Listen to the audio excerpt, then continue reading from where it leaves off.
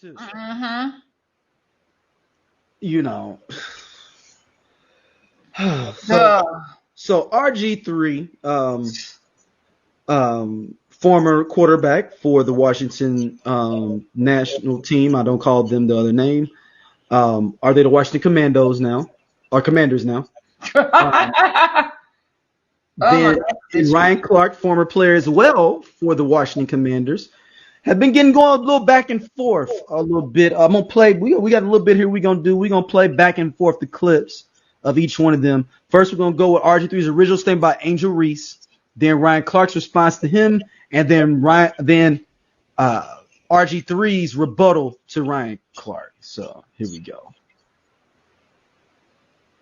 There was this type of reaction last year when Angel Reese got chokeslammed by Alyssa Thomas of the Connecticut Sun. Y'all remember that? She got fouled so hard, they kicked Aaliyah Thomas out the game with a flagrant 2 foul.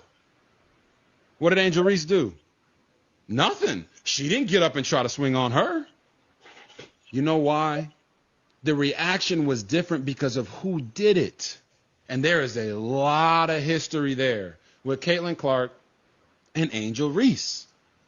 You guys remember last year when Angel Reese celebrated Kennedy Carter getting that flagrant foul on the hip check against Caitlin Clark? You remember that? On the sideline, just For reference, everybody just watch his white wife in the left corner. No, I'm not. This is funny. It's just a funny See observation. her dumb ass back there. yeah, baby, get her. You get her. Who celebrates like that for a flagrant foul on another player if they don't dislike that player?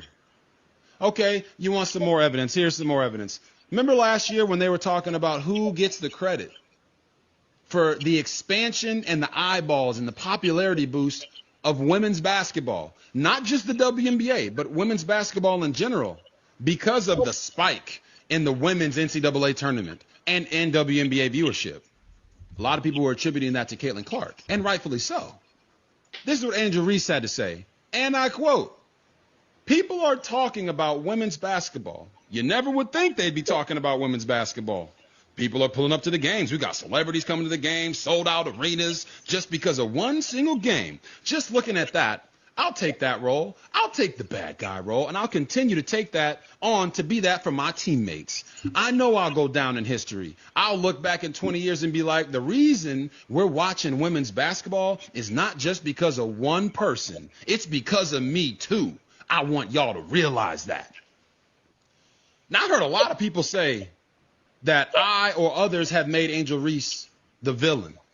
Did you not just hear herself call herself the bad? All right, let's go to Ryan Clark because he's going to be talking again in a minute. So let's get Ryan Clark's response to his response.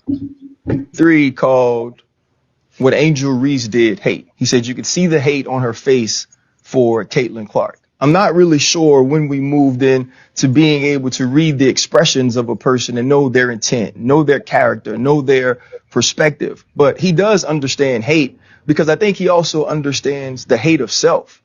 When you look at the play, which is all we can speak to as professionals, all we can speak to as analysts, Angel Reese pushed one of her teammates. Caitlin Clark had a hard foul, which is part of basketball. I feel like it was assessed correctly. And Angel Reese's reaction is the sort of reaction you get in a situation when you feel like you took an intentionally hard foul. That's competitiveness. That's rivalry. That's not hate.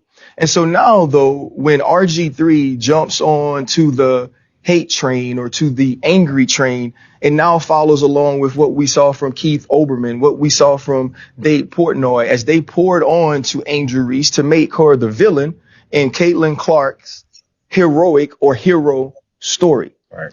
The one thing we know about RG3 is he's not having conversations at his home about what black women have to endure in this country, about what young black women and athletes like Angel Reese have had to deal with being on the opposite side of Caitlin Clark's rise and ascension into stardom. Now, when you look at it, I think A'ja Wilson is the face of the league. A'ja Wilson is the best player in the league.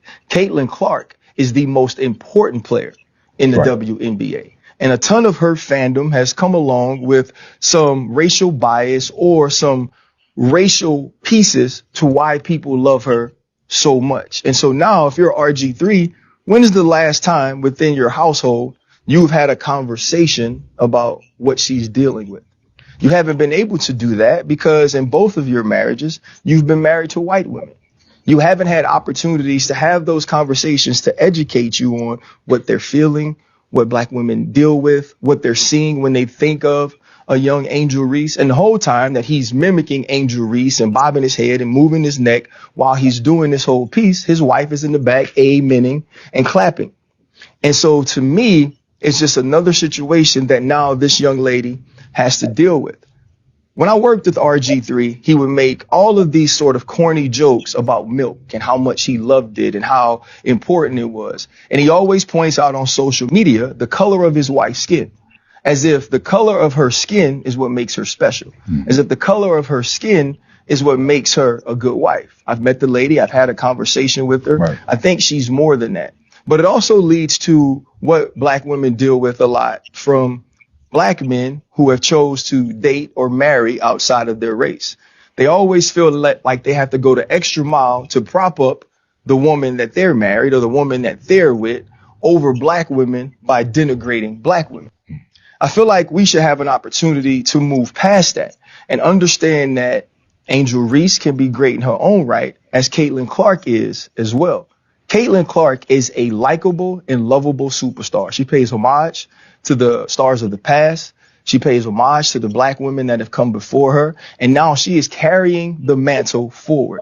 So there's no need to pin those two against each other and paint them based on stereotypical tropes. And I think this is what I like RG3 to know, that no matter how much he continues to echo the microaggressions of racists, he'll be no less black than me. Hold up. All right.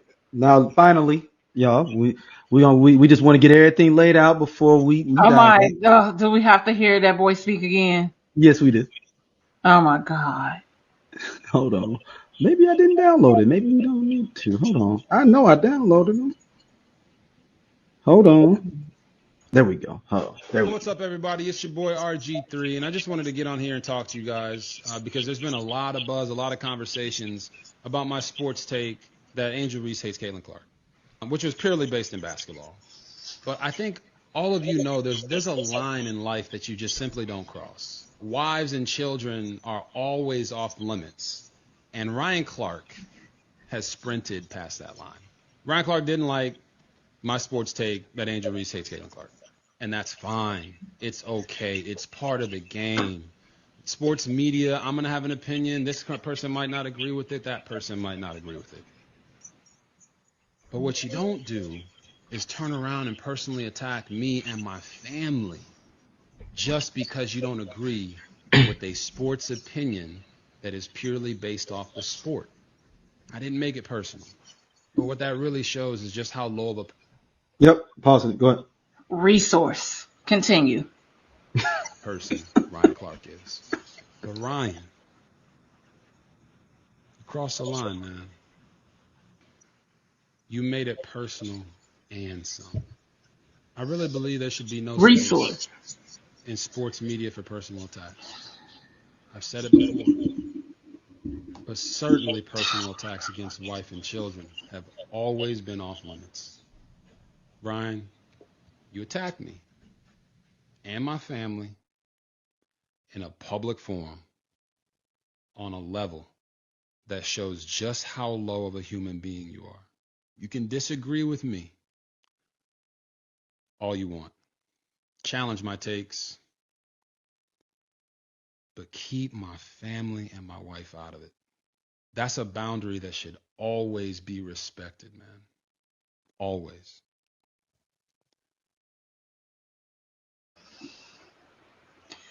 We don't need to hear no more. We don't need to hear no more. Now, I'm going to say something. I agree that you shouldn't be bringing up other people's wives. But nope. Let me finish. But in the case of RG3, he's been egregious. I'm willing to let it slide here. So I want people to understand something. It's a history of it too. It's not. Yeah. And shout out to Rob Parker. If anybody remembers Rob Parker, the sports analyst that called him a cornball like 10 years ago and people got on him. Hey, man, we owe you an apology, B. I'm sorry. We owe you an apology. I'm sorry. We owe you an apology. At some point, I'm going to do a Rob Parker tribute. I'm going to have to do one for him because he was right about RG3. Okay, so I want to go back. All my sports fans know. All my sports fans, they know exactly what I'm talking about. So I want to go back to my statement about resource and being able to comprehend efficiently what someone is saying. So what Ryan Clark said in response to RG3's initial, well, we're gonna call him Robert. That's his name, right? Robert. Griffin. Yeah, Robert. Initial video is that there are key points here that were touched upon. So he never degraded and never talked shit about the wife. What he was saying was, you are degrading this black woman and you got this bitch this woman propped up, this white woman in the background, kicking, yeah, she did do that, yeah. So now this goes back to what we say as black women all the time. Hey, leave us out of it. Do what you do, but leave us out of it. Don't come in here trying to play in our face and trying to one up us with your milk, as you say. And somebody pulled up all the receipts of him consistently saying that about the women that he was messing with. You're a weirdo. You're a fetishizer. You fetishizing your wife, your previous wife. And at the end of the day, your kids look more black than they look white. So, with that being said, because had he had sense enough to break down what Ryan said to him, he would have caught that. He wasn't talking shit on your wife. Actually, he gave your wife more praise than you even give her as a human being. He said she's cool. She was more than what just being like, she's more than what she looks like. Her dumb ass sitting back there. Yeah, baby. Let her know. So then we have to go into the white supremacist standpoint of it, the colorist standpoint of it, because like he said, and like I said, this goes back to people hating themselves, people being mad because they want to date people that look like an Angel Reese or Meg or whatever, but they know that ain't they lame because they lame. That's really what it is. Yeah. And so while you miss the mark again, because you didn't say anything about the way that Angel plays, she's hating. She's hating on y'all. Yeah, I don't know how you would know that someone hate. You could say someone dislikes someone, they don't like them. We're playing unless sport. they say it themselves. And why are women excused from why is it her being emotional and all these things? And when we playing sports just like you. Y'all you don't get on your soapbox and say that Draymond hates the Joker or whatever because he kicked him in his balls. You don't get on there and say that Draymond hates Bradley Beal. They got in a fight. They was choking each other out. Oh, that's just testosterone, but they being emotional. It's the same fucking sport. We all playing sports. We all get competitive. That's part of the game. But you hate your mammy. And you probably hate your grandmammy and you hate yourself. So let's stay there for a second. Go ahead. And then you wanna say all these things like, oh, you talk to family and kids are off limits. You went too low. No. I educated you and I called you out on your behavior of why you should not do things like that. That's, again, Ryan said what everybody been saying. Y'all been pitting her against Angel against everybody else this whole time. Well, she said she was the villain. Everybody got a villain, or like everybody in somebody's book is a villain. That's not what she's saying. Again, you can't comprehend. You just don't like her because she black. Yeah. And a lot of y'all got homoerotic behaviors and y'all fuck on women and talk shit.